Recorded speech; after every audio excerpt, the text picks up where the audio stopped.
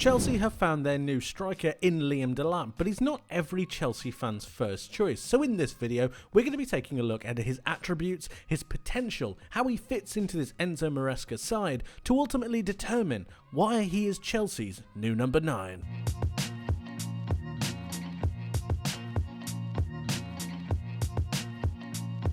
When you take a look at the finances, it's pretty easy to see why the Chelsea board have taken a quote-unquote risk on this young star who was having his first season in the Premier League. But I think there's a little bit more to that. I think he could really add something to this Chelsea side. Take this, for example. He's already scored 12 goals for Ipswich in the Premier League from last season. That accounts for 1/3 of Ipswich's total goals in the Premier League. And that sounds kind of crazy, but it also highlights the amount that Ipswich was struggling, especially creatively. Ipswich only created 1.6 big chances per game. Now compare that to Chelsea's 4.4 and you already start to see a bit of a disparity. But that does have an impact on the way that Liam Delap would play and the goals that he would be able to score. To score 12 goals from only 1.6 big chances per game is very impressive.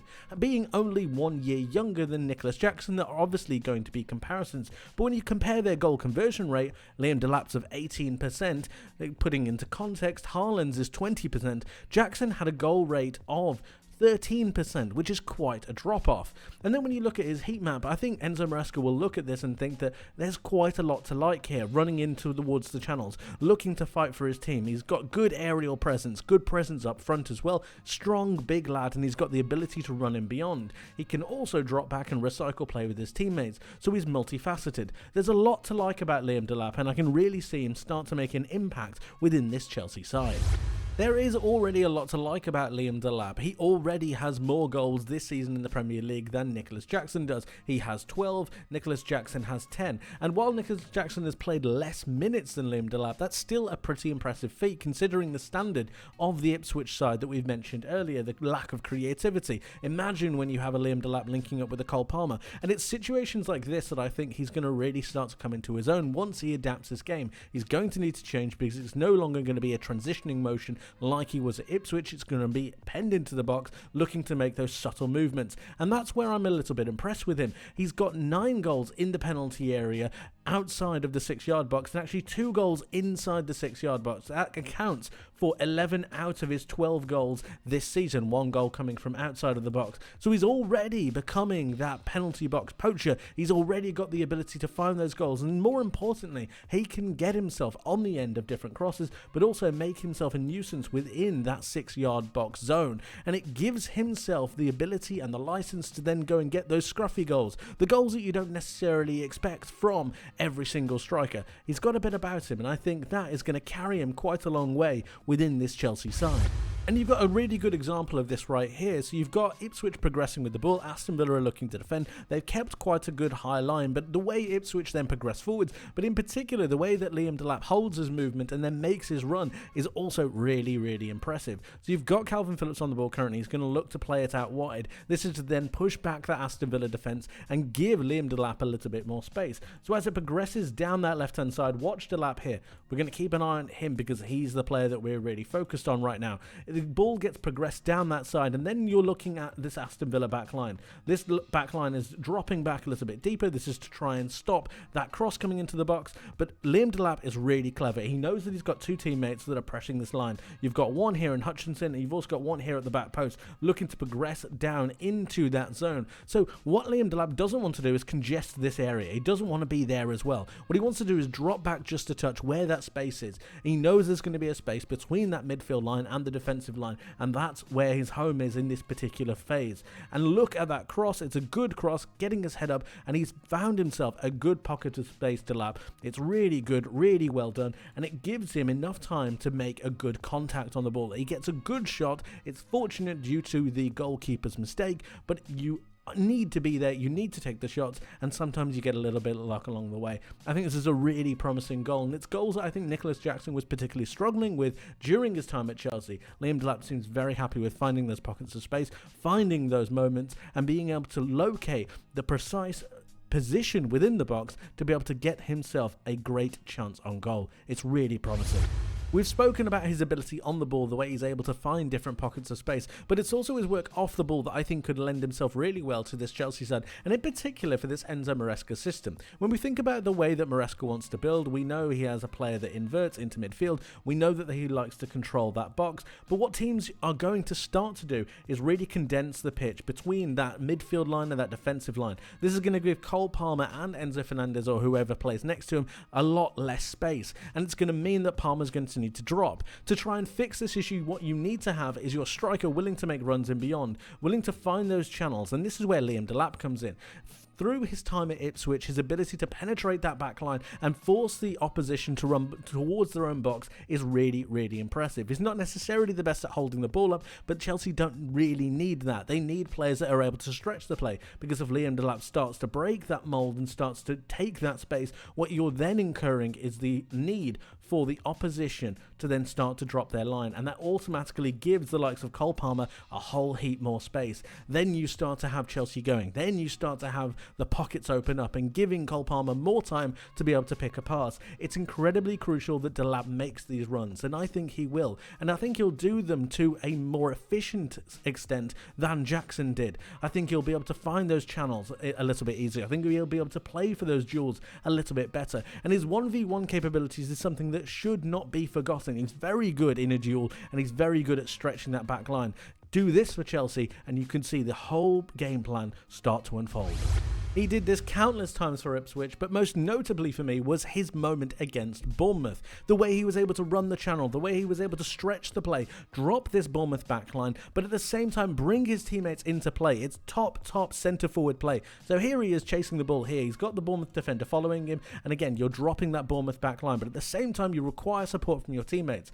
In this Chelsea side, you're going to get support a lot faster than you did from the Ipswich side that he had. So you've got that overlap coming through right now. He's holding the ball up. He's in that 1v1 situation. The Bournemouth defender doesn't want to commit because of the lack of real movement and the lack of real support that he's got, so Delap is in the control of this situation. As the overlap comes through, Delap gets a shout and then he plays the ball in, and then it's about whether he's able to follow on from the pass, whether he's able to continue that movement, continue that attack. He's a top striker. Even though he's young, he's got good instincts. He's able to move himself into the box and find himself into a decent position. Remember, 11 out of the 12 goals he scored were in the penalty area. He's always in there. He's always making those movements. Again, another quality that I think is really good for this Chelsea side. The ball goes out wide and it's going to get crossed into the box. Look at this movement that he's got. He's got really good energy, really good movement. He's going to find himself within the centre of the penalty area, and then it's from that moment that he's able to take a strike. He positioned himself pretty brilliantly. He held the ball up, kept that momentum, kept that phase going, kept the ball alive more importantly, and then is able to get on the end of a really good cross,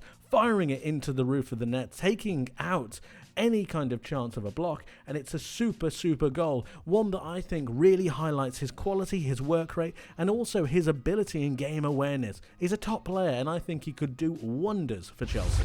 And of course there will be times where Chelsea have to start to absorb some pressure, where the opposition gain control of the football and then progress forwards, forcing Chelsea into a more defensive, resolute shape. And it's in these moments that Liam Delap's transitional play really comes to the forefront. Once Chelsea win the ball back, it's then about transitioning as quickly as possible, utilising the space and beyond, because the opposition don't want to give too much space to Chelsea on the transition. I think early back to the start of the season, when Chelsea were really starting to get going, Cole Palmer playing those balls in beyond for Nicholas Jackson, him able to get on the end of them but occasionally missing some chances. Nicholas Jackson actually missed 19 big chances in the Premier League campaign last season. Liam Delap missed 10, still quite a high number, but you're hoping that with a little bit more refinement, with a little bit more age, he's going to be able to wipe those out of his game and score more often than not. It's also about finding those channels, making those movements in beyond, and then utilising his pace, power and real striking ability to go forwards and take the opportunities afforded to him. It's through this I think he can then start to pin back that opposition backline, take the space in behind, and then start to go forwards. Then also utilising his individual capabilities in those 1v1 situations to finally get themselves that goal that they desire. He's an explosive player, he's a quality player, he's very young, but he could lead this Chelsea line to something special in the future. And no moment highlighted this quality better for me than in Ipswich's game against Aston Villa, where Liam Delap really took the game to Aston Villa and managed to score an absolutely fantastic goal. You've got Ipswich, who's just received a little bit of pressure from Aston Villa. They've turned the ball over, and Villa are looking to try and stop them from countering. The transition is too hard for them, though, and the ball gets found into Hutchinson, who's then able to turn. We're focusing on Liam Delap here. Notice his positioning out on this side. You've got him isolating this channel really, really well, looking to drive down that Aston Villa right-hand side, the Ipswich left, and it's then about him finding the pass from Hutchinson, but also driving in towards the centre of the pitch, utilising that pace, utilising that power. We know that Chelsea enjoy utilising the counter-attack, utilising that transition and catching the opposition back line when it's really high and aggressive. It's then finding that space, finding that moment and driving towards it. Liam Delap has a fantastic ability to drive against defenders, 1v1 opportunities and dribbling with the ball. He completes a number of dribbles throughout the season. I believe he has over 1 dribble per 90. That's really good for a striker, and here he's going to have a 1v1 opportunity against the Aston Villa defender. He can go left, he can go right, he does a bit of a step over, and he sends the Aston Villa defender in completely the opposite direction. Let's take a look at this, because he goes over, he shimmies right, he goes left, and look at the body shape of this Aston Villa defender here. He's moving towards his left-hand side, whereas Liam Delap is moving towards his left, and they completely go in opposite directions. It's absolutely fantastic. It is devastating play with the quickness of feet that he's got. It's really, really impressive, and it gives him the opportunity to then take a shot onto goal. He fires it perfectly down into the bottom right-hand corner. It's absolutely fantastic, and a key highlighter moment of the quality that he possesses, the quality that he could bring to this Chelsea side, and how he could fit into this Enzo Maresca system. He's a quality player, and it's no doubt in my mind why Chelsea have paid the money to sign him. He's a quality talent, and I think he could bring so much to the side, and it's pretty easy to see for me why is Chelsea's new number 9. But of course, guys, let me know what you think in the comment section below. I would love to hear from you, so please do get involved. What do you make of Liam Delap? What do you make of Chelsea? And who do you think they're going to go for next in the transfer window? How do you see them lining up next season? Let me know your thoughts. I'd love to hear from you. Thank you ever so much for watching, guys. I hope you enjoyed. Hope you learned something new, and I hope to see you in the next one. But until then, my friends, take care.